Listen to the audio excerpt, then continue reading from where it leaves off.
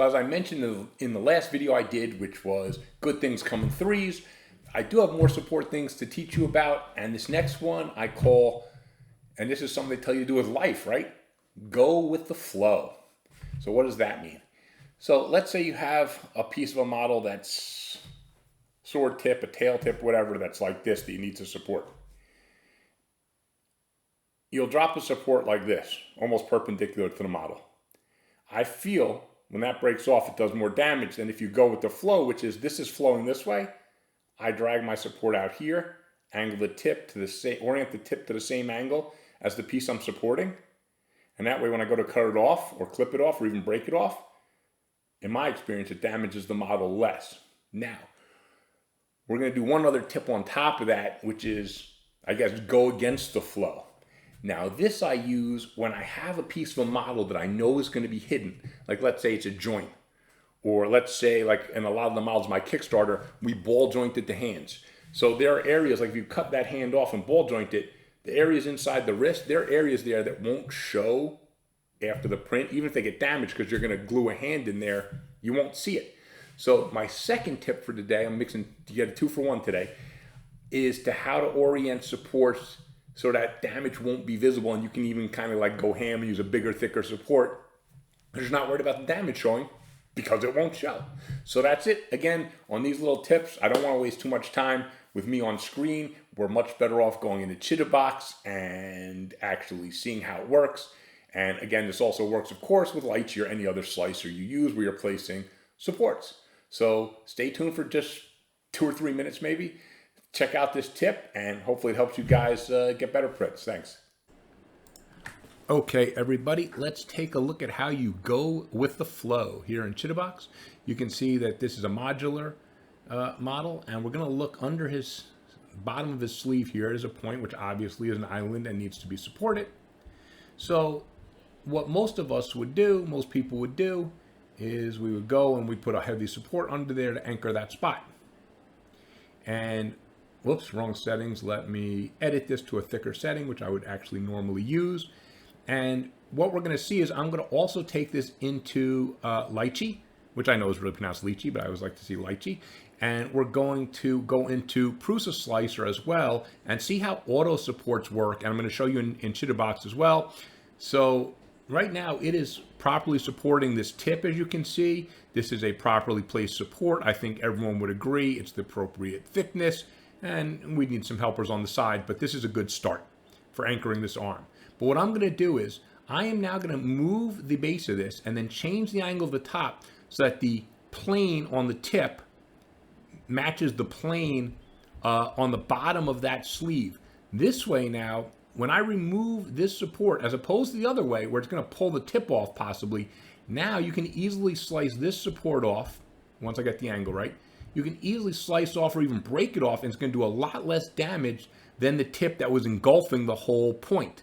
So by matching, going with the flow means the flow of the bottom surface of that sleeve, I'm going to match my support angle and the support itself to flow with the way that sleeve works. Now there's another way you can do this on the exact same point, which we're going to look at, which is also going with the flow, except it's going to be from a different side. So first let's look at this. Now you see, if you go to clip this off, you can clip this support off, the whole support off, without doing damage. Now let's move it to the other way we can go with the flow, which is to come up here and make the support tip parallel to the more vertical section of the sleeve.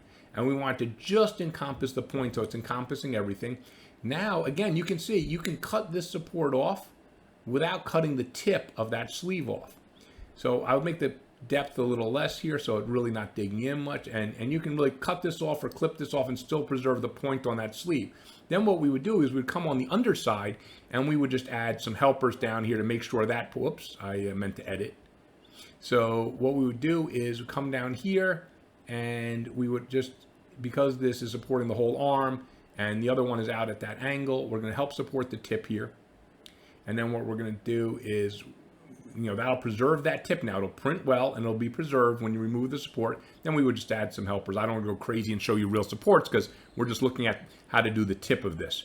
So that's two ways you can go with the flow, and both of those solutions, either coming out parallel to the vertical part of the sleeve or to the more horizontal part of the sleeve tip, both of those will work to preserve that tip better than just placing a support straight down where you would normally just click it at the point of contact.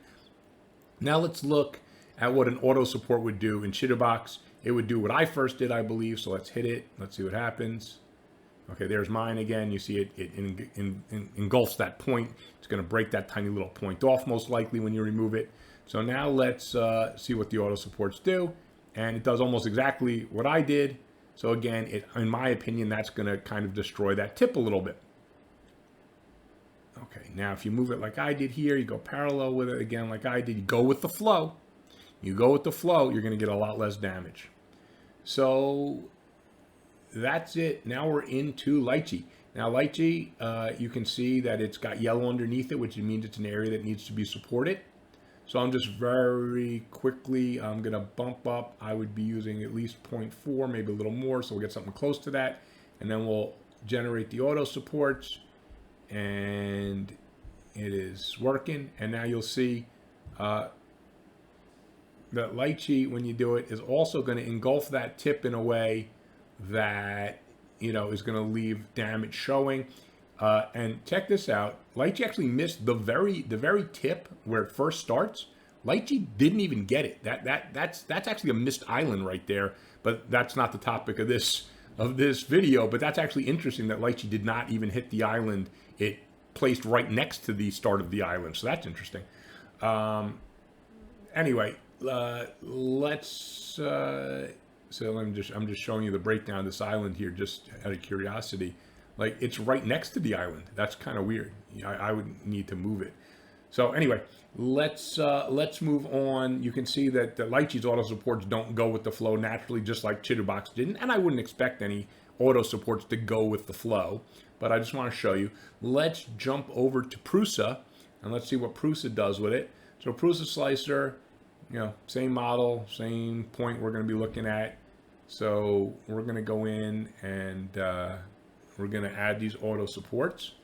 And you can see Prusa slicer does the same thing, just drops it down, straight down from the point, doesn't go with the flow. And so that's going to result in a little more model damage than we'd like. And this is why even if you use these auto supports, you're better off going in and manipulating these with your hand so that you get the go with the flow effect out of supports like this. Again, just trying to minimize that model damage for you. And let's just take a quick look at how it came out. You can see, well, it's hard to see, but you see that tip right there came out nice, perfectly sharp. Now let's look at the go against the flow, which I kind of did show you as the alternate way kind of to go with the flow on the dwarf. But so this is a perfect example. So this ball joint, all of this interior portion is going to be hidden. All the vertical plane area is going to be hidden when the hands go in. So normally we would put a large support underneath here to start supporting the underside of this arm. That would make sense. And then we'd, you know, plod along like that. But this going against the flow, let's say I don't even want the damage there. I want to minimize the damage even on the underside of the model. Something like this, what I can do is I can bring it out here. And when we put one there, hold on, let me put it out here and move it over. So what I want to do here is I want to orient this, and I don't want to add these supports. What am I doing? What I want to do is edit this one, and I want to make this angle of this tip equal this basically vertical plane of the wrist. In here, if it causes damage, you won't see it. So underneath, which I still need to support, what I'm going to do is I'm going to be able to go lighter because I have this thicker support up top where it's going to be hidden. So here I can go much lighter, and I'll just put it, you know, in the normal spot, but a lot lighter so it's less damage. And then what I'll do is I'll put a couple of light ones. My rule of, you know, things are better in threes, right? So what I would do is another small one, and you're gonna have almost no damage underneath. But this arm, the start of this obviously needs a lot more supports that I'm not going to do now, but the start of this is supported fine. And I can even buff up the supports in here because all these are not going to be seen. So this model damage in here I don't care about, but it's really going to help anchor this arm as it rises up. So that's the go against the flow. So I hope these two ways of orienting your supports, either, you know, parallel to the plane you're supporting or vertical to it, you know, perpendicular, will help you guys get better prints. That's it. Please like, please subscribe, and happy 3D printing, everyone.